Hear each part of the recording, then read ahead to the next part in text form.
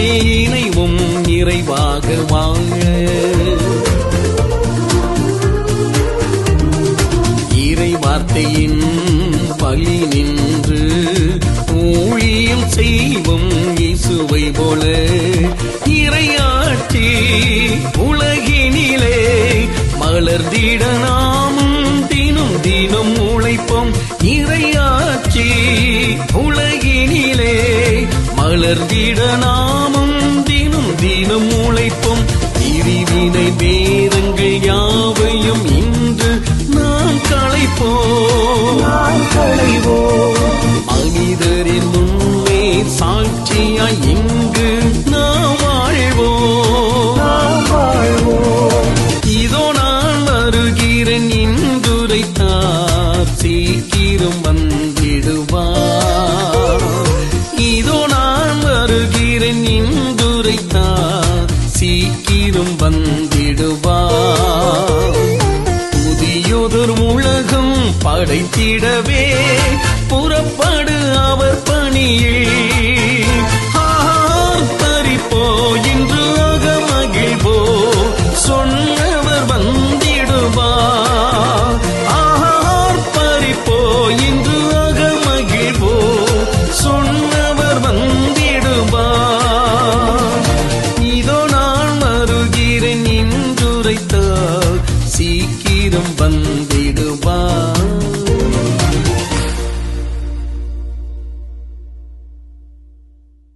Okay, இன்னைக்கு நாம ஒரு விஷயத்தை கண்டிப்பா கவனிக்க வேண்டிய ஒரு விஷயம்தான்.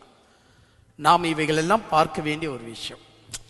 இப்போ இந்த போர்டு நீங்க பார்க்கும்போது இதை இன்னும் நீங்க படிக்கிறீங்க. நீங்க ராப்சர் அண்ட் டிஸ்பென்சேஷன், தமிழ்ல படிப்போம்னா எடுத்துக்கொள்ளப்படுதலும் அதன் காலகட்டமும் அப்படின்னு. என்னது எடுத்துக்கொள்ளப்படுதலும் அதன் காலகட்டங்களும்? அறிந்து கொள்ள வேண்டிய விஷயம் என்ன இருக்கு இதுல?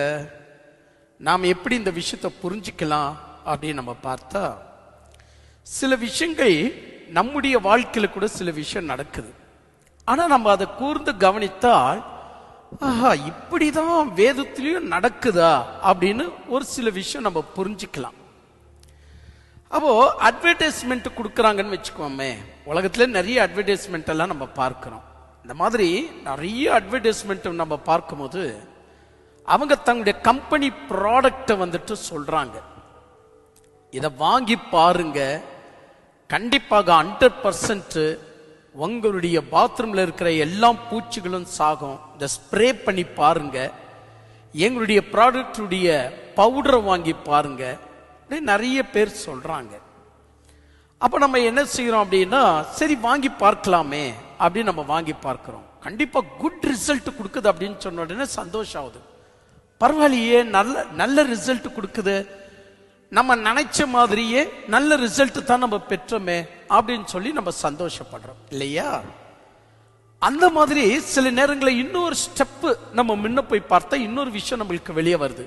அது என்ன அப்படின்னா, நீங்க ஸ்கூல்ல எல்லாம் முடிச்சுட்டு காலேஜ் எல்லாம் முடிச்சுட்டு பிற்பாடு எந்த கம்பெனியில சேரலாம், எங்க வேலை சரியா இருக்கும் நல்லா இருக்கும் அப்படின்னா உங்களுக்கு யாரோ சஜஷன் சொல்லுவாங்க, அந்த கம்பெனியில சேரு, கொஞ்சம் சம்பளம் அதிகம், அங்க வந்துட்டு என்ன ஆகுது அப்படின்னு சொன்னா சரியான லீவ் கொடுக்கறாங்க, அவர்ஸ் கரெக்டா இருக்கு, அதான் ரொம்ப முக்கியம். லீவ் கூட வேண்டாம், அவர்ஸ் கரெக்டா இருக்கு, பர் டேக்கு எவ்வளவு அவர்ஸ் வேலை செய்யணும், சூப்பரா இருக்க, நீ வேணா ட்ரை பண்ணி பாரு.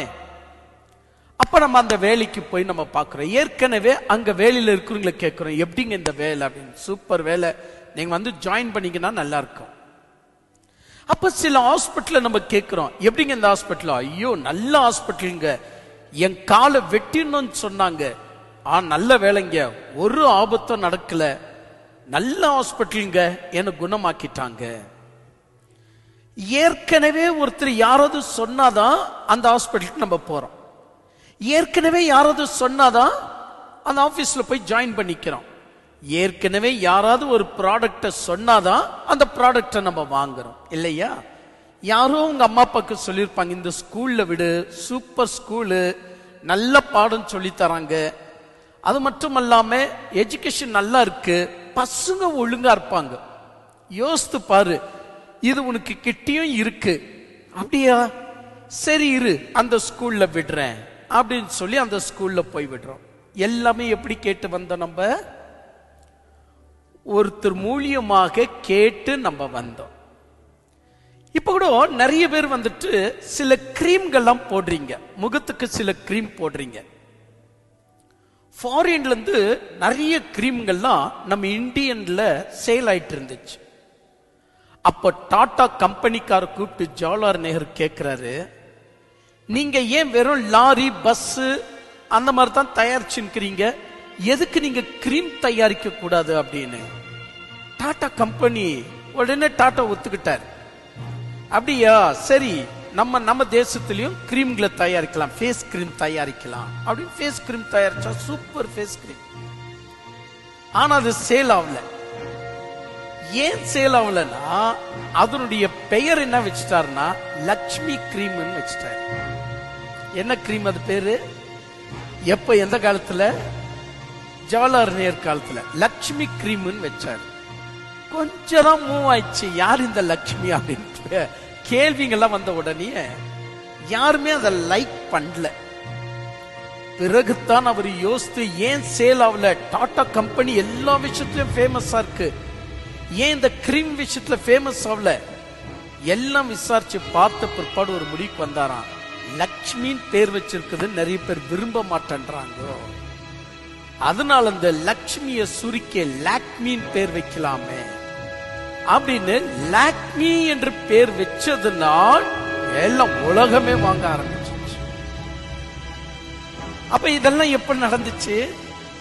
ஜவஹர்லால் நேரு காலத்திலேயே. அப்போ லக்ஷ்மி கிரீம் தான் இப்ப என்ன கிரீம்? அது லாக்மி கிரீம் என்பது லக்ஷ்மி கிரீம். அததான் மாத்தி லாக்மி கிரீம் சொன்ன உடனே பேரும் சூப்பரா இருக்குன்னு எல்லாரும் வாங்கிட்டாங்க. நம்ம ஆண்டவரும் இதே மாதிரிதான் எத்தனையோ ஆண்டுகளுக்கு பிறகு நடக்க வேண்டிய சில சம்பவத்தை ஆண்டவர் என்ன பண்றாரு அப்படின்னா ராப்சூர்னு ஒரு பேர் வச்சா கண்டிப்பாக மக்கள் விரும்புவார்கள். அதே நேரத்தில் ராப்சூரை பத்தி அவங்களுக்கு தெரியட்டுமே, ராப்சூர்னா என்னன்னு தெரியட்டுமே, அதற்காக ஏற்கனவே சில சம்பவங்களை ஆண்டவர் சம்பவித்து முடிக்கிறார். ஏற்கனவே ராப்சூர் ஆனவங்களை பத்தி கேள்விப்பட்டு பாருங்க, அப்ப உங்களுக்கு புரியும்.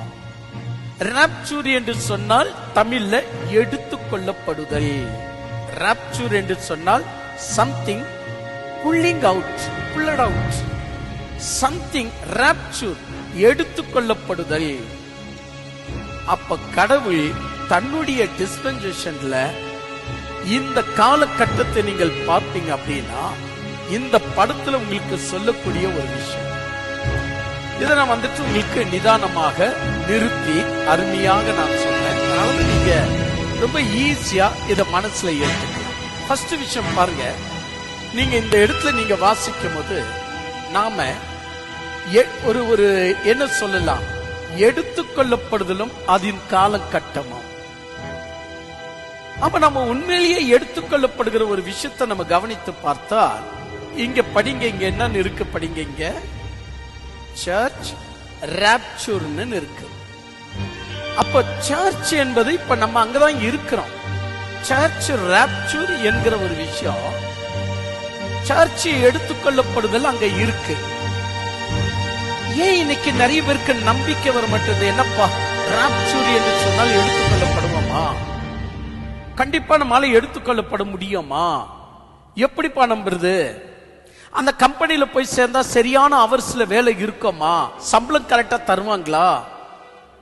ஆல்ரெடி மெடிக்கல் ஆல்ரெடி இருக்குமா? இருக்குப்பான்னு ஒருத்தர் வந்து சொன்னாதான் நமக்கு என்ன ஆகுதுங்க, நம்ப முடியுது. அந்த ஹாஸ்பிட்டல் போலாமா? போலாம்பா, அந்த ஹாஸ்பிட்டல் நல்லா இருக்கு, ஒருத்தர் சொன்னதானே புரியுது. அப்ப இங்க சர்ச்சுடைய ராப்சூரை பத்தி பைபிள் மத்திய எழுதிய சுவிசேஷம் 24ஆம் அதிகாரம் ஏறக்குரிய அந்த எழுத்துல பாருங்க, முதலாவது இங்க அந்த எழுத்த சுருக்கமா இங்க போட்டிருக்கிற, நீங்கள் நினையாத நாளிகையில் மனுஷகுமாரன் வருவார். நீங்கள் நினையாத நாளிகையில் மனுஷகுமாரன் வருவார். ஆகையால் நீங்களும் ஆயத்தமாயிருங்கள். கடவுள் நம்மை ஆயத்தமாய் இருங்கள் அப்படின்னு சொல்றார். அப்படின்னா நாம் கடவுளை சந்திக்க போறோம். கடவுள் ஆயத்தமாய் இருங்கள் சொல்லும் போது ரெண்டு வகை. ஒன்று சீக்ரெட் கம்மிங், இன்னொன்னு செகண்ட் கம்மிங். அப்ப சீக்ரெட் கம்மிங் என்பது வேற, செகண்ட் கம்மிங் என்பது வேற. செகண்ட் கம்மிங் என்று சொன்னால் எல்லா மக்களும் அறியும் பொருட்டாக கிறிஸ்து இந்த பூமிக்குள்ள இறங்கி வர வேண்டியது அவசியம். ஏன்னா அவர் எந்த மானிட அவதாரத்தை எடுத்து அவர் இந்த உலகத்துக்குள்ள ரட்சிப்பின் வேலையை முடித்தாரோ, தூதர்கள் சொன்னது போல கலிலியா ஜனங்களை ஏன் வானத்தை அண்ணார்ந்து பார்க்கிறீர்கள், அவர் எப்படி உங்க கண்களுக்கு முன்பதாக எடுத்துக்கொள்ளப்பட்டாரோ அப்படியே வருவார் என்று பைபிள்ல சொல்லியிருக்கிற மாதிரி, ஃபர்ஸ்ட் கம்மிங்ல எப்படி ரத்தம் மாம்சமா இருந்தாரோ செகண்ட் கம்மிங்லயும் எப்படி இருப்பாரு, ரத்தமும் மாம்சம் மனுஷன மாதிரியே இருப்பார். ஆனா இதுக்கு இடையில நம்ம பேசக்கூடிய எடுத்துக்கொள்ளப்படுதல் பேர் என்ன, ராப்சர், எடுத்துக்கொள்ளப்படுதல். இது வந்துட்டு செகண்ட் கம்மிங் அல்ல, ராப்சர். அப்போ இப்பேரிப்பட்ட ஒரு ராப்சர் என்னப்படுது சபைக்கு நியமிக்கப்பட்டிருக்கையில் சபை இன்னைக்கு நம்ப மாட்டேங்குது. ஏன்னா ஏற்கனவே பரியாசக்காரர்கள் இதை பரியாசம் பண்ணி கொண்டிருக்கிறாங்க. உங்க ஆண்டவர் 2000 வருஷமா வர்றேன் வர்றேன் வர்றேன்னு சொல்றாரு, வந்துட்டாரா? சில நூற்றாண்டுகளுக்கு முன்னாடி காத்திருந்த நிறைய பரிசுத்தருங்க சோர்ந்து போயிட்டாங்க. வர்றேன் வர்றேன்னு சொல்றார், வரவே இல்லை. அப்போஸ்தலனாகிய பவுல் மற்றும் அப்போஸ்தலர்கள்லாம் கண்டிப்பா ஆண்டவர் வருவார், கண்டிப்பா ஆண்டவர் வருவார், சொத்தெல்லாம் வித்துட்டு சபையில போய் சேர்ந்துட்டாங்க. அப்பவும் ஆண்டவர் வரல. ஜனங்கள்லாம் சிதறடிக்கப்பட்டாங்க. ஒரு பெரிய சர்ச் மாதிரி இருந்துச்சு. ஒரே ஒரு பிரசங்கத்துல, பேதுருடைய பிரசங்கத்துல எத்தனை பேர் ரட்சிக்கப்பட்டாங்க? 3000 பேர் ரட்சிக்கப்பட்டாங்க.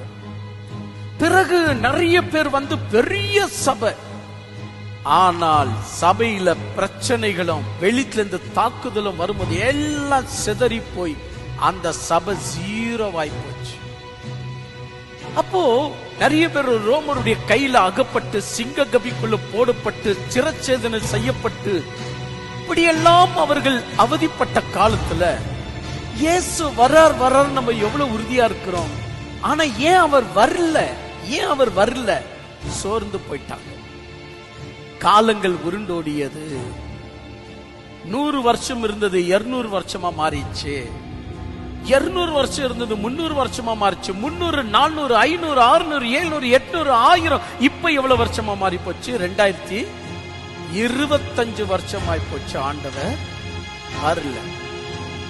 ஏனவை தான் சோர்ந்து போன நிறைய பேர் என்ன பண்ணிட்டாங்கன்னா, அட போப்பா அவர் வந்துட்டார்ப்பா, அவர் வந்துட்டார், அவ்வளவுதான், அவர் வந்துட்டாரு, சீக்கிரட்டா அவர் வேலை செஞ்சுக்கிறாரு, அவர் வந்துட்டார்.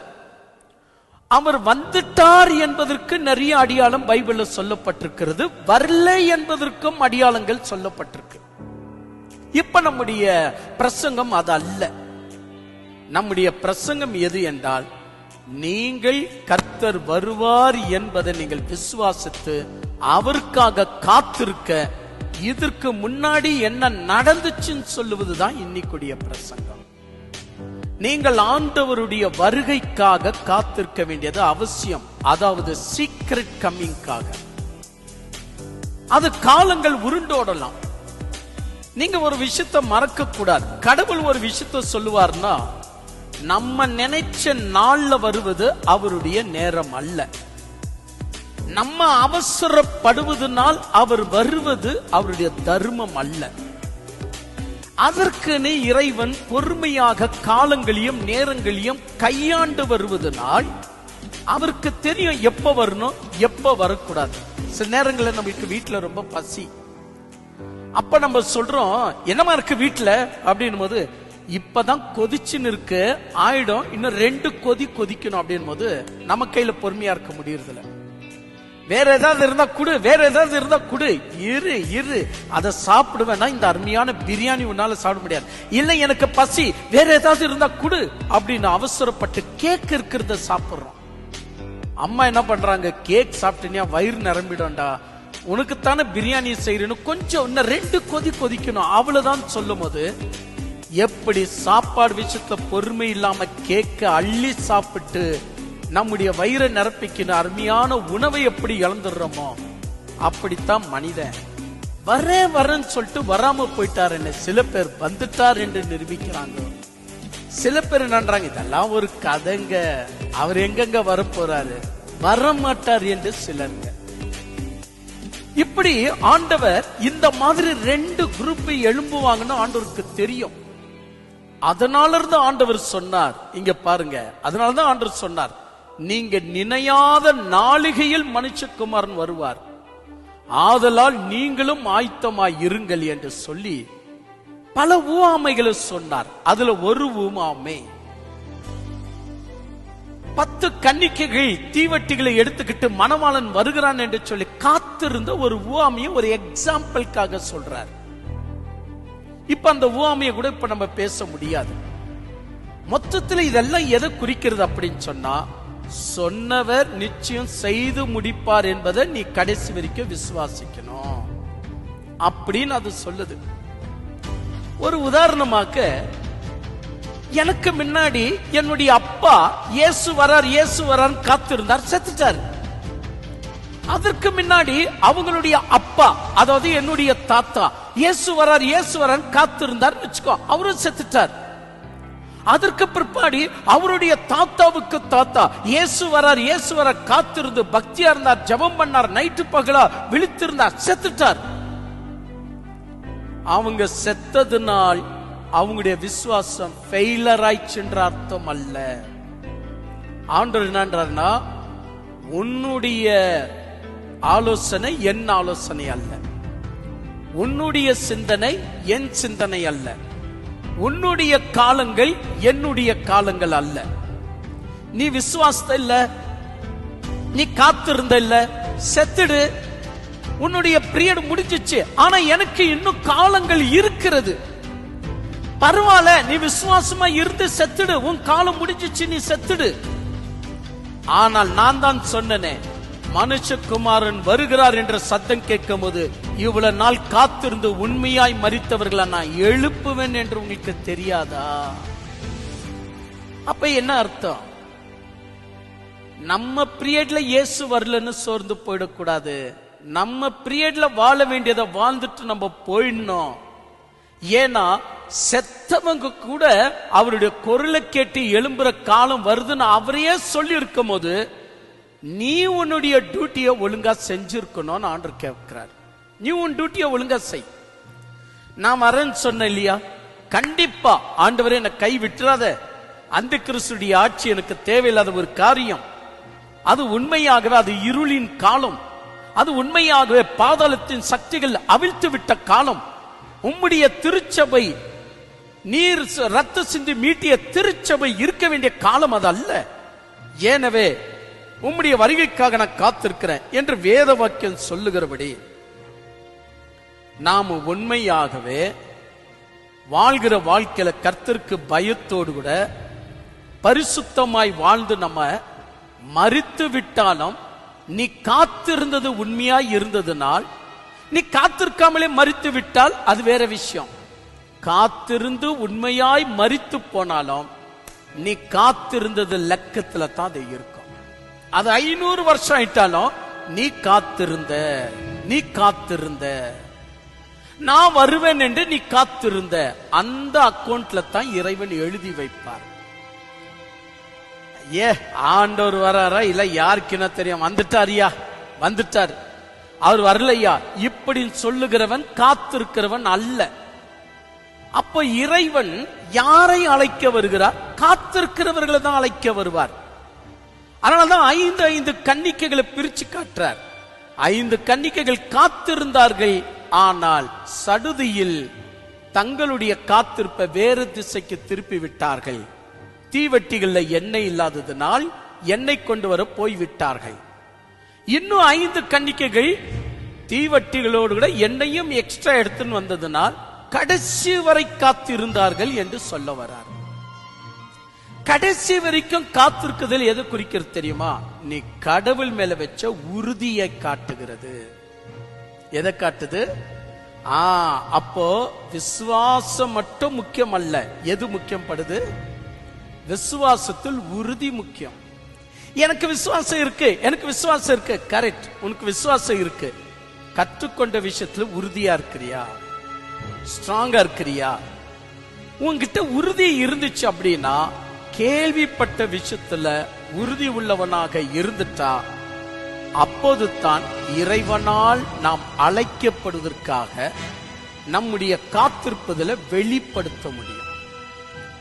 அப்போ ஆண்டவர் எங்கேயோ ஒரு நாள், எங்க படிச்சீங்க நீங்க?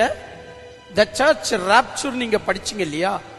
என்னைக்கோ ஒரு நாள் நடக்க போற இந்த விஷயத்தை குறித்து ஆண்டவர் மொட்டையா வெறுமையாய் நமக்கு சொல்லிக் கொடுக்காம ஆண்டவர் ஏற்கனவே இங்கிருந்து ராப்சர் ஆரம்பிக்கிறார். எங்க இருந்து ஆரம்பிச்சிருக்கிறார்? நம்ம கொஞ்ச நேரத்துக்கு முன்னாடி சொன்ன இல்லையா, ஏற்கனவே பேஷண்ட்டுக்கு குணமாயிட்டா தான் அவங்க நம்மளுக்கு வந்து சொல்றாங்க அந்த ஹாஸ்பிட்டல் நல்லது. ஏற்கனவே படிக்கிற பிள்ளைங்க காலேஜ்ல இருந்தனால்தான் அந்த ஸ்கூல் நல்லதுன்னு சொல்றாங்க. கொஞ்சம் சவுண்ட் கொஞ்சம் கம்மிப்பா. அப்போ அவங்க சொல்றதை வச்சுட்டு தான் நம்ம என்ன செய்யறோம்? ஆஹா, இந்த ஸ்கூல் நல்லா இருக்குமே, அப்ப வாங்க ராப்சரை பத்தி ஏற்கனவே ஒருத்தர் என்ன சொல்றாங்க. ஆதாம் ஏவாளுடைய காலத்துல நான் ஒரு விஷயத்தை நான் சொன்னா நல்லா கவனிச்சு பார்க்கணும். இன்னைக்கு என்னுடைய பெயருக்கு முன்னாடி எஃப் ஜோயல் டேவிட் அப்படி இருக்குன்னா, எஃப் என்பது நான் அவர் மூலியமா இந்த உலகத்துக்கு வந்தேன். யார் மூலியமா வந்தேன்? என்னுடைய எஃப் என்கிற இனிஷியல் மூலியமா நான் வந்தேன். அப்ப நீங்க எல்லாருமே யார் மூலியமா வந்திருக்கிறீங்க? ஒரு இனிஷியல், ஒரு அப்பா இருக்கிறார், ஒரு அம்மா அப்பா இருக்கிறாங்க, அவங்க மூலியமா வந்தோம். கடவுள் ராப்சர் என்னப்பட்டதுல நம்மளை எடுக்கிறதுல மட்டுமல்ல, யாருடைய உதவியும் இல்லாம கடவுள் முதலாக யாரை சிருஷ்டித்தார்? ஆதாம் ஏவாளை சிருஷ்டித்தார். நல்லா கவனிச்சு பார்க்கணும். கடவுள் ஆதாம் ஏவாளை சிருஷ்டித்தார். அப்ப கடவுள் ஆதாம் ஏவாளை இறக்க பண்ணினது அவர்னா, ஏற்க பண்ணுவதும் அவர்கிட்ட தான் சக்தி இருக்கு. ஆதாம் ஏவாளை ஆண்டவர் எப்படி பண்ணார்? முட்டை வச்சு காவு காத்து புல்ல போட்டு அப்படியே முட்டையில இருந்த வந்தாங்க. இல்ல ஆண்டவர் குட்டி போட்டாரா? இல்ல. கடவுள் அவங்களை இந்த பூமியில உண்டாக்க இங்க இறக்கி வைக்க முடியும்னா ஏற்றி வைக்கவும் முடியும். அப்போ இறைவன் ஆதாம் ஏவாள், இந்த மார்க் பாக்குறீங்களா? இதெல்லாம் எதை குறிக்கிறது? இறங்கின விஷயம். நல்லா கவனிச்சுக்கங்க. இங்க என்ன ஆகுது? ஆதாம் ஏவாளுடைய காலம். இத நம்முடைய வேத பண்டிதருங்க என்ன காலம் சொல்றாங்க? Age of innocence. Age of innocence அப்படின்றாங்க. சரி, இதெல்லாம் அப்புறமா பார்க்கலாம், நமக்கு நேரம் இல்லை, அதனால நேரடியா போயிடுறேன். அப்போ இந்த ஹேரோ மார்க்க நீங்க பார்ப்பீங்கன்னா என்னெல்லாம் சம்பவம் கீழே நடந்தது. கீழே என்ன நடந்தது? ஆதாம் ஏவாளுடைய வம்ச விருத்தி நடந்தது. நெக்ஸ்ட் கீழே என்ன நடந்தது? ஜலப்பிரளயம் வந்து பிரச்சனை. ஜலப்பிரளயத்து மூலியமா எப்படி மனித குலம் நோவாவின் மூலியமாக மறுபடியும் மீட்கப்பட்டதோ அதே போலதான் இந்த பீரியடுக்கு நாம் வரும்போது, இந்த பீரியட்ல ஜான் த பேப்டிஸ்ட் மட்டுமல்ல, இயேசு கிறிஸ்து கூட வாக்குத்தத்தத்தில் பிறந்தவர்கள் என்பது நமக்கு காட்டுகிறது. அதே போல கடைசியில இங்க வரும்போது அந்த கிறிஸ்து வருகிறது. ஒரு சும்மா ஒரு 4 காலகட்டங்களை போட்டிருக்கிற. எவ்வளவு? 1 2 3 4 காலகட்டங்கள். ஆனா இந்த ரெட் மார்க் எதை காட்டுது? மேல ஏறுதல் எவ்வளவு இருக்கு? 1 2 3 4 5 6. அது 7 1 இருக்கு, அது அப்புறமா பார்க்கலாம். மொத்தம் 6. அப்போ கடவுள் நமக்கு எப்படியெல்லாம் உணர்த்தி இருக்கிறார் அப்படின்னு சொன்னா, கண்டிப்பாக எடுத்துக்கொள்ளப்படுதல் உண்டு என்பதற்கு சொல்ல ஆண்டவர் அந்த காலத்திலேயே யோனோக்கை எடுத்து காண்பித்தார். யோனோக்கு 360 ஆண்டுகள் குடும்பத்தோடு கூட வாழ்ந்து பின்பு தேவனோடு கூட சஞ்சரித்து அவன் மரணத்தை காணாமல் எடுத்துக்கொள்ளப்பட்டான். தேவன் அவனை எடுத்துக்கொண்டார். அப்ப இது எதை காட்டுது? ராப்சூரை காட்டுது. அப்கோர்ஸ் நம்ம காலத்துல இயேசு வர்றாரு வருதுலையோ என்ன நமக்கு தெரியல. ஆனால் பயம் பக்தியோடு கூட இறைவனுக்காக நாம் காத்திருக்கிறோம். அவன் நிச்சயம் வருவார் காத்திருக்கிறோம். சிலருடைய நம்பிக்கை போயிடுச்சு. அவங்க என்னன்றாங்க, வந்துட்டாரு அப்படின்றாங்க. சில பேர் சொல்றாங்க வரவே இல்லைன்னு சொல்றாங்க. சில பேர் சொல்றாங்க அவர் வந்தா என்ன வர கட்டி என்ன அப்படின்றாங்க. ஏன்னா விசுவாசத்துல சோர்ந்து போயிட்டாங்க. ஆனால் சத்தியத்துல நடக்கக்கூடிய ஒரு கூட்ட ஜனம் இன்னும் இறைவனை பாடி துதித்து கொண்ட உயிர்களை விட்டு கொண்டே இருக்கிறது. நான் என்னன்றேன்னா, கடவுள் உன்னுடைய பீரியட்ல வரணும்னு அவசியம் இல்லை. அவர் காலங்களையும் நேரங்களையும் கையாளக்கூடியவர். எப்பாவது வரட்டும். ஆனால் அவர் வருவேன் என்று சொன்னதை நான் வாழ்ற காலத்துல உண்மையாக விசுவாசிக்கிறேன் என்று தான் நீங்க சொல்லணும். நான் விசுவாசிக்கிறேன், அதற்காக நான் காத்திருக்கிறேன். கண்டிப்பா ஆண்டவர் வருவார், நான் காத்திருக்கிறேன். அதுதான் நீங்க சொல்லணும். ஏன் அப்படின்னா, உங்களுக்கு முன்னாடியே ஒருவர் எடுத்துக்கொள்ளப்பட்டார். அவருடைய பேர் என்ன? பைபிள் என்ன சொல்லுது? ஏனோக்கு என்று சொல்லி குறிப்பிட்டிருக்கிறது. அவர் உங்களுக்கு முன்னாடியே எடுத்துக்கொள்ளப்பட்டபடினால் மரணத்தை காணவில்லை. அப்போ ராப்சூர் என்று சொன்னால் கடவுள் திடீரென்று வருகிற அந்த நாளை குறித்து இந்த 24ஆம் அதிகாரத்தில் பேசுறார் ஆண்டவர். அந்த நாள்ல இருவர் படுகளை படுத்துக் கொண்டிருப்பார்கள். ஒருவன் எடுத்துக்கொள்ளப்படுவான், ஒருவன் கைவிடப்படுவான். அந்த நாள்ல இருவர் வயல்வெளியில வேலை செய்து கொண்டிருப்பார்கள். ஒருவன் எடுத்துக்கொள்ளப்படுவான், ஒருவன் கைவிடப்படுவான். ஏன்? அந்த நாள் அவர் சொன்ன மாதிரி வர வேண்டியது அவசியம். இதற்கு முன்னாடி ஆண்டவர் ஆதாம் ஏவாள் காலத்துல சொல்லி இருந்தால் ஒரு இரட்சகர் பிறப்பார். காத்திருந்தாங்க. அவங்களும் 1000 வருஷம் ஆச்சு வரல, 2000 வருஷம் ஆச்சு வரல, 3000 வருஷம் ஆச்சு வரல, 4000 வருஷம் ஆயி போச்சு, வர மாட்டாருன்னு நினைச்சாங்க.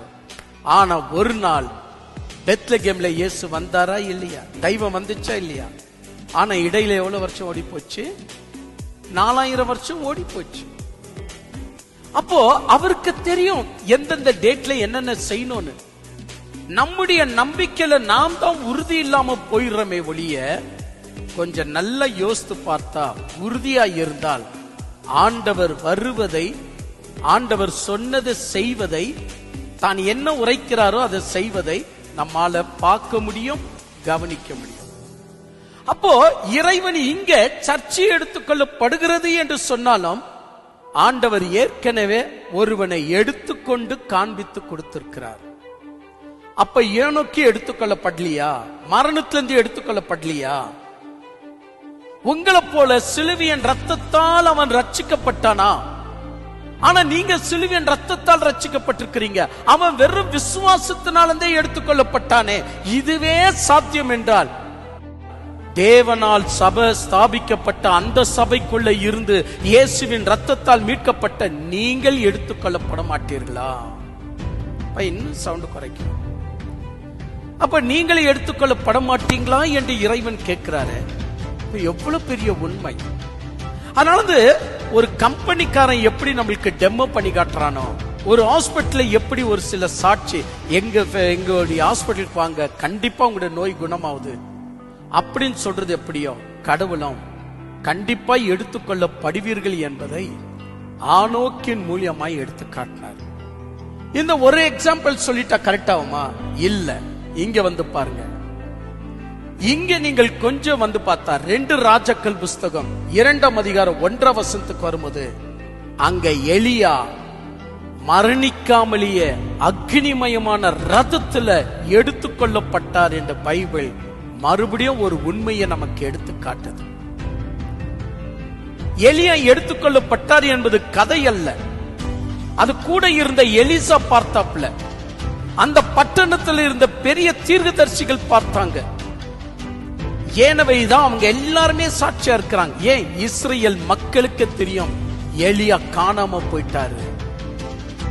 அப்போ இதே அதிகாரத்துல 2 ராஜாக்கள் புஸ்தகம் 2ஆம் அதிகாரத்துல நீங்க வந்து பாருங்க, எலியா ரதத்தோடு கூட எடுத்துக்கொள்ளப்பட்டார். ஆனா என்ன ஆயிடுச்சுன்னா, சில பேர் நம்பல.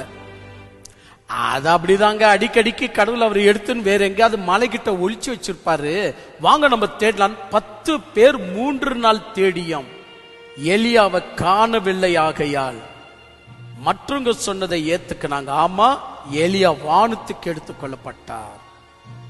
அப்படின்னா ஆண்டவர் 2வது சாட்சி வச்சாரா இல்லையா? எவ்வளவு சாட்சி ஆகி போச்சு? இப்ப நம்மளுக்கு 2 சாட்சி ஆயிடுச்சு. யாரு எடுத்துக்கொள்ளப்பட்டது? ஆனோக்கு. யார் எடுத்துக்கொள்ளப்பட்டது? 2 சாட்சி. ஆக்சுவலி 2 சாட்சி தான் பெர்ஃபெக்ட் சாட்சி. ஆனால் 3 சாட்சி வரும்போது கன்ஃபார்ம் சாட்சின்னு சொல்லுவாங்க. கன்ஃபார்ம், பெர்ஃபெக்ட் வேற, கன்ஃபார்ம் வேற. அப்ப 3வது என்ன நடந்துச்சுன்னா, அதுதான் நமது ஆண்டவராகிய இயேசு கிறிஸ்து எடுத்துக்கொள்ளப்பட்டது. அவர் மரித்து உயிர்த்தெழுந்து 40 நாள் தன்னை காண்பித்துக் கொண்டு 40வது நாள் எல்லா சீடர்களையும் கலிலியாவுக்கு வர சொல்லி அவர்கள் ஆசீர்வதித்துக் கொண்டிருக்கும் போதே அவர் அப்படியே எடுத்துக்கொள்ளப்பட்டார்.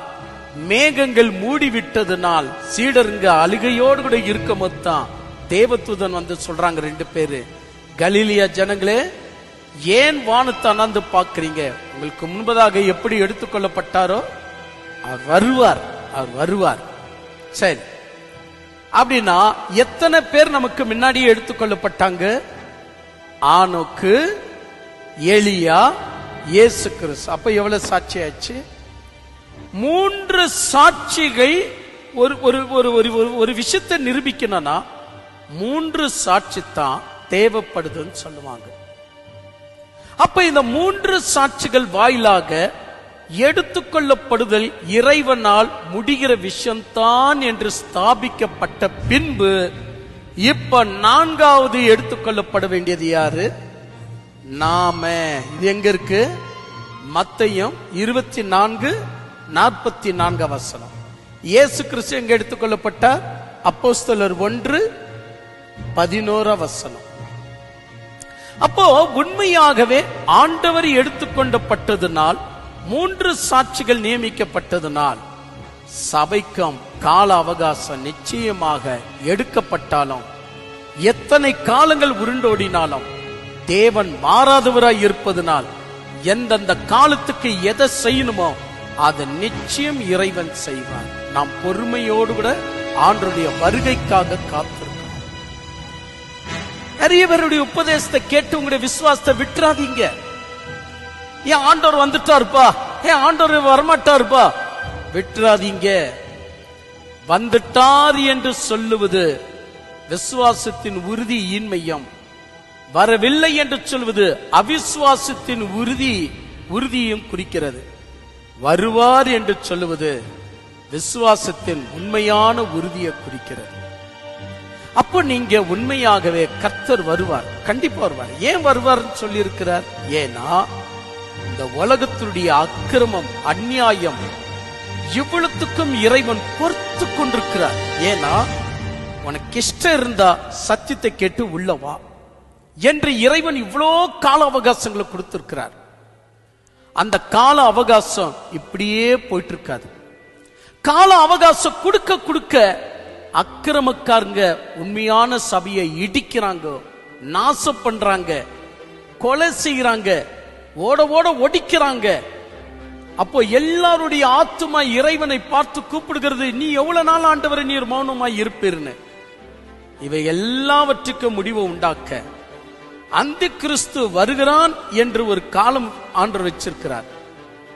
அவன் வருகையில அவனை தடை செய்கிற பொருளாகிய திருச்சபையை எடுத்துக்கொள்ளப்படாத வழிய அவனால் தன் காலத்தை நிரூபிக்க முடியாது. இப்போ நான் என்னன்ற அப்படின்னா, லைட் இருக்கிற வரைக்கும் கற்பம்பூச்சி வருமா? இல்ல. லைட் ஆஃப் பண்ணாதான் என்ன ஆகும்? கற்பம்பூச்சிகள் வரும். ஏன்னா அது இருட்டில் தான் வரும். அப்ப கடவுள் திருச்சபை என்னன்னு சொன்னார்? நீங்கள் உலகத்துக்கு ஒளியா இருக்கிறீர்கள். அப்ப என்ன இல்ல? பாதாளத்தின் அந்தகார சக்திகள் இப்ப வர முடியாதுன்னு அர்த்தம். சில பிசாசுடைய வேலை அங்கங்க நடக்குது, அது சின்ன வேலை. பாதாளத்தின் சக்திகள் ஏன் வர முடியல? திருச்சபை ஒளியாக இருக்கிறது. அந்த ஒளி எடுத்துக்கொள்ளப்பட்டாதான் இந்த பாதாளத்தின் சக்திகள் எல்லாம் வெளியே வந்து அட்டகாசம் போடும். அதனாலதான் கடவுள் ஒரு நாள் நியமிச்சு தம்முடைய திருச்சபையை உலகத்தில இருந்து எடுத்துக்கொள்ளுவார். அந்த நாள் நிச்சயம், அந்த நாள் வர வேண்டியது நிச்சயம். அதனால இந்த ஜாக்கிரதை உள்ளவர்களாக இருங்க. கடவுள் தான் சொன்னது போல வருவார் என்ற நம்பிக்கை உள்ளவர்களா பிரார்த்தனை செய்யுங்க, சத்தியத்தில் இருங்க. நீங்க சின்ன பிள்ளைகளோ, நீங்க பெரியவங்களோ, நீங்க வயசாச்சோ, நீங்க இப்பதான் வயசோ, எப்படி இருந்தால் என்ன, ஆனா நீங்கள் கடவுளுக்காக காத்திருந்தால், நீங்க மரித்து போனாலும் காத்திருக்கிறதுடைய அந்த பவர் எந்த அளவுக்குனா, மரித்தவர்கள் முதலாவது, ஏன்னா அவங்க தானே காத்திருந்து எப்பவே செத்துட்டாங்க, மரித்தவர்கள் முதலாவது எழும்புவார்கள். நான் ஒரு சின்ன ஸ்டோரி சொல்றேன். நிறைய பேர் அப்ளிகேஷன் போட்டிருக்கிறாங்க, ரயில்வே ஜாபுக்காக நிறைய பேர் அப்ளிகேஷன் போட்டிருக்கிறாங்க. அதுல யாருக்கும் கிடைச்சிருக்கு. கடைசியில தான் ஒரு நாள் என்ன பண்ணாராம் ஒருத்தர், ஏன் இப்ப வர அப்ளிகேஷன் கொண்டு பதில் கொடுத்துருக்கீங்க, அப்போ முன்னாடி வந்த அப்ளிகேஷன் எல்லாம் எங்க இருக்கு? டேபிளுக்கு கீழே இருக்கு. உங்களுக்கு புத்தி இல்லையா? மேல இருக்கிறத ஒண்டி நீங்க பதில் கொடுத்துருக்கீங்களே, கீழே இருக்கிறத எடுங்க. எடுத்து, சார் உங்களுக்கு வேலை கன்ஃபார்ம், வாங்க, எல்லாம் படிச்சு பார்த்தோம், நல்லா படிச்சிருக்கிறீங்க, வாங்க, போட்டாங்க.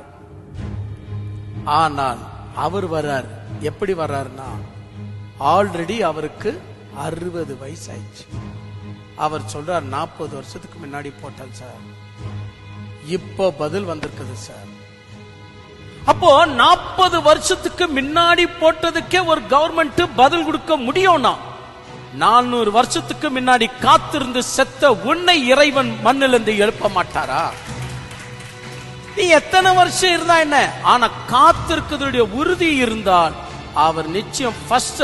அதான் அப்போஸ்தலன் பவுல் சொல்றார், கர்த்தர் வரும்போது முதலாவது மரித்தவர்கள் எழும்புவார்கள், பின்பு உயிரோடு இருக்கிற நாம் அவரை எதிர்கொண்டு போவோம். ஏன் பின்பு நம்மளன்னு சொல்லுது?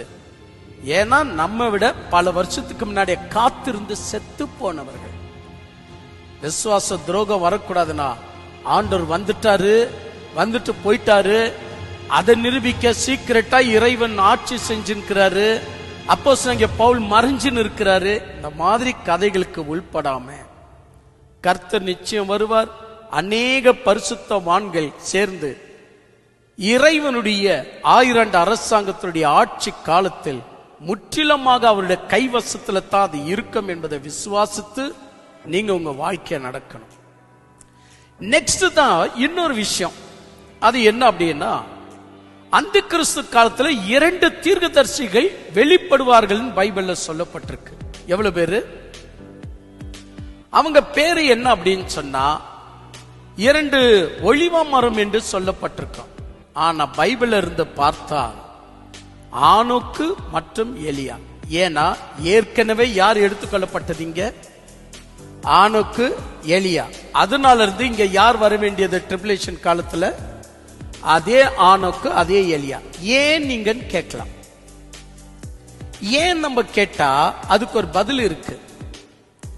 எப்படின்னு சொன்னா, உயிர்த்தெழுதலிய முதல் பலன் யார் என்றா இயேசு கிறிஸ்து.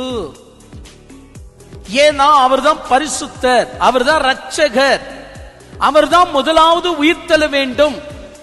அப்ப ஏற்கனவே இவர்கள் மரணத்தை காணவில்லை என்றால் இயேசு கிறிஸ்துவிட இவர்கள் தான் மேன்மை என்று தெரிய வரும். இவர்களுக்கு தேவன் மரணத்தை போஸ்ட் பண்ணாரே ஒழிய இவர்களுக்கு அந்த சக்தி கிடையாது, மரணத்தை ஜெயிக்கிற சக்தி. இவர்களுக்கு மரணம் போஸ்ட் பண்ணாக்கப்பட்டது.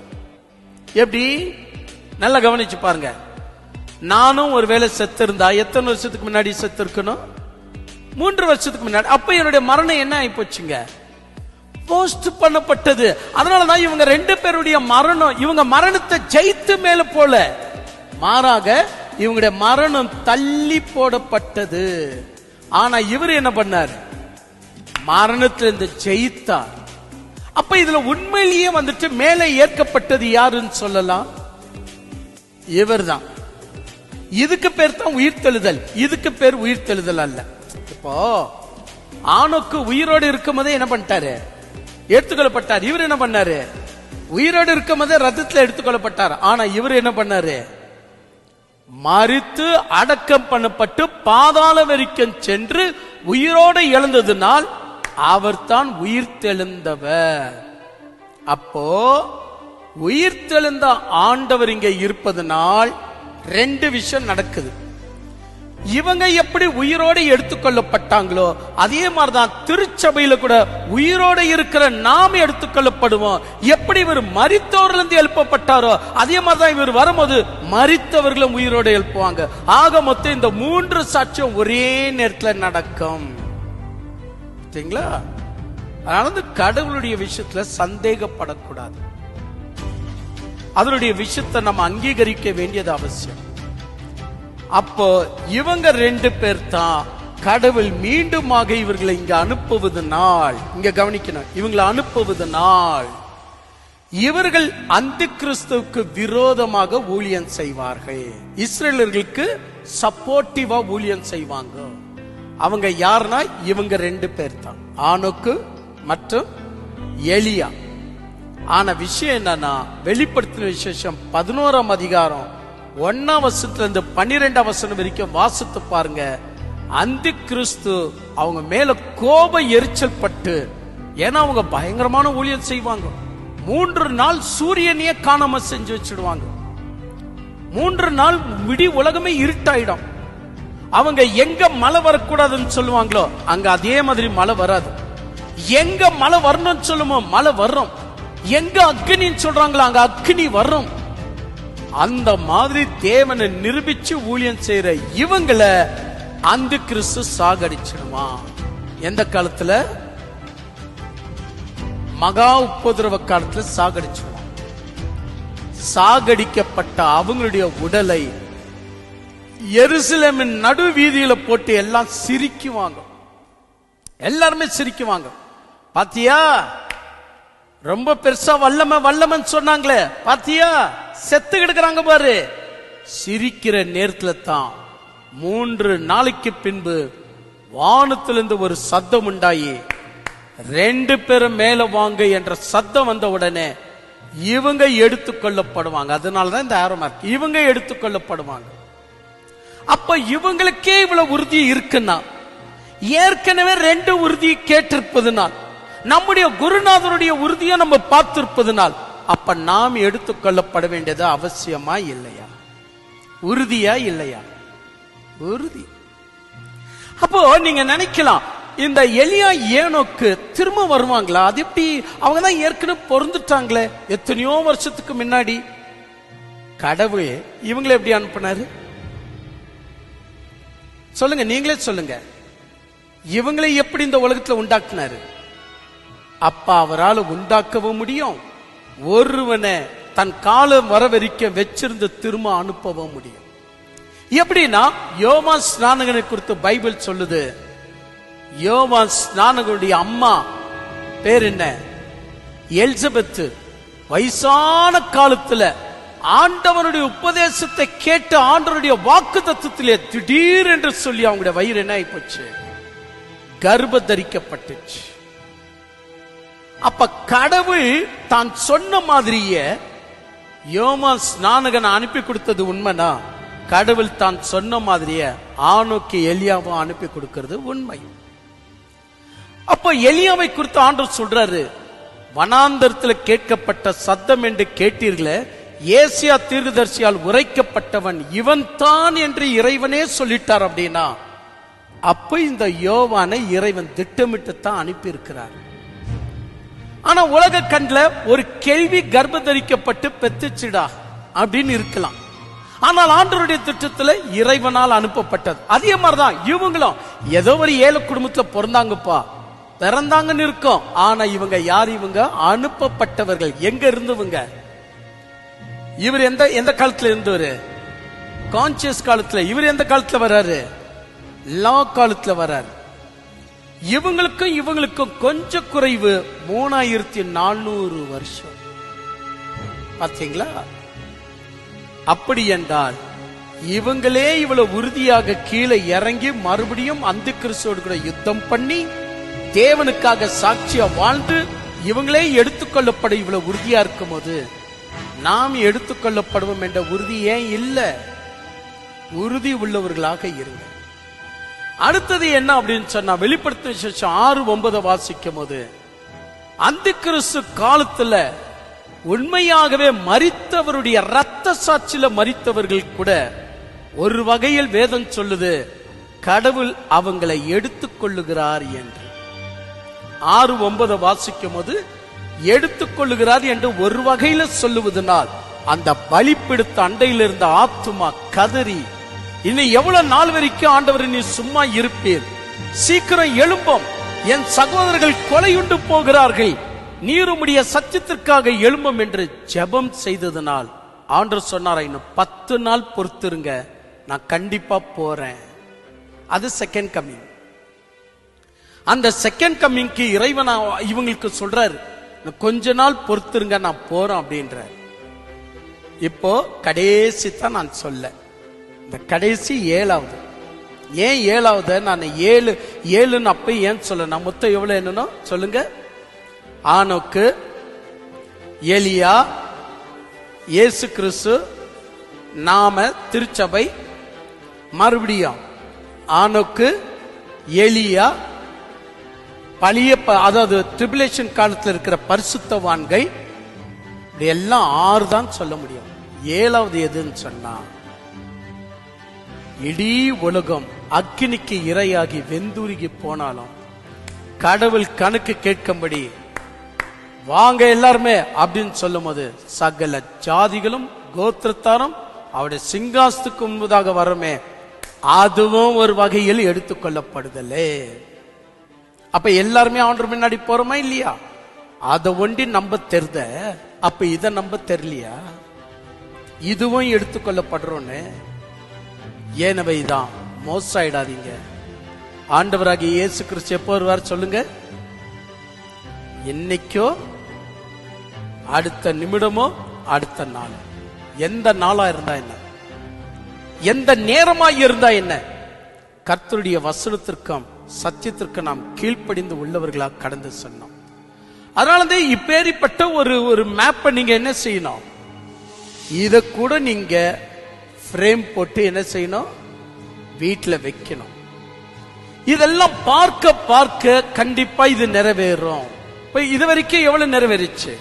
1 எடுத்துக்கொள்ளப்படுதல், 2 எடுத்துக்கொள்ளப்படுதல், 3 எடுத்துக்கொள்ளப்படுதல். இப்ப எங்க இருக்கிறோம் நம்ம? 4வது. அப்ப இது நிச்சயம் நிறைவேறும். இன்னும் இவங்க வரவே இல்லை, இவங்களுக்கே எடுத்துக்கொள்ளப்படுவோம் என்ற உறுதி இருக்கும் போது நமக்கு எவ்வளவு இருக்கணும்? ஏனவைதான் மரித்த உன்னை இறைவன் சும்மா விடாம கடைசி நாள்ல, இங்க பாருங்க, வெளிப்படுத்தின விசேஷம் 20ஆம் அதிகாரம் 11-15, கடைசி நாள்ல சமுத்திரம் தண்ணில் உள்ளவைகளை ஒப்படைக்கும், பாதாளம் தண்ணில் உள்ளவைகளை ஒப்படைக்கும், எல்லாரும் வெள்ள சிங்காசன அண்டையில் நியாய தீர்ப்புக்காக எழுந்திருக்கப்பட வேண்டியது அவசியம் என்று சொன்னால், இதுதான் ஒரு வகையில் எல்லாருமே அவர் முன்னாடி வரோன்னு அர்த்தம். அதுவே வரோம் என்ற அர்த்தம்னா, இதுவும் அதை விட ஆண்டவர்கிட்ட நாம் வரோம் என்ற அர்த்தம் அதை விட ஸ்ட்ராங். நம்புறீங்களா? அதனால இந்த உறுதியா நம்புங்க. வசனத்தின் பிரகாரமா ஒவ்வொரு நாள் ஆரம்பிக்கும் போது காலையில் எந்திரிச்ச உடனே, ஆண்டவரே பகல் நேரம் வந்தாலும் நான் காத்திருக்கிறேன். சரி, ஆண்டவர் பகல் நேரத்தில் வருவாரா, நைட்ல வருவாரா? உங்களுக்கு என்ன தோணுது? ஆண்டவர் நைட்ல வருவாரா, பகல்ல வருவாரா? சொல்ற கேள்வி. ஏன்னா இந்த உலகத்துல இன்னைக்கு 24ஆம் தேதின்னு வச்சுக்கோங்களேன், இதே 24 சில பேருக்கு இப்பதான் ஆரம்பிக்கப்பட்டுச்சு. அந்த பக்கம் இருக்கிறாங்க, வேர்ல்டு விடிய அந்த பக்கம், வேர்ல்டு விடிய இந்த பக்கத்துல நம்ம இருக்கிறோம். இங்க பகல், அங்க இரவு. அப்போ கடவுள் எப்போ வருவார்? இரவு நேரமா பகல் நேரமா? நம்மளுக்கு வருவது பகல் நேரமா இருந்தா அவங்களுக்கு வருவது அது இரவு நேரம் தானே. அதனால தான் ஆண்டவர் நம்மளை புரிஞ்சிக்க முடியும் 2 வார்த்தை சொன்னார். இருவர் படுகையில படுத்திருப்பார்கள். அப்படின்னா என்ன நேரம்? இரவு நேரம். அப்ப இரவு நேரம் என்பதும் இருக்கும். இருவர் வயல்வெளியில இருப்பார்கள் அப்படின்னா என்ன நேரம்? பகல் நேரம். அப்படின்னா அவரே நிரூபிச்சிட்டாரா இல்லையா? அதனாலதான் நாம் நம்முடைய உறுதியோடு கூட பரிசுத்தமாயும் விசுவாசமாயும் ஆண்டவருடைய வருகை ஆய்போச்சுன்னு அஞ்ஞானிகள் சொல்வதை போல சொல்லி தெரியாம கர்த்தர் நிச்சயம் வருவார் என்ற நம்பிக்கையோட நாம் காத்திருக்கணும். ஓகேயா? ஜெபம் பண்ணலாமா? ஜெபிக்கலாம். சோ இதனுடைய படத்தை நீங்க என்ன செய்யணும்? ஃப்ரேம் போட்டு நீங்க வைக்கணும். அப்பதான் உங்களுக்கு நல்ல உறுதி கிடைக்கும். ஜெபிக்கலாமா? ஓகே, ஜெபிங்க.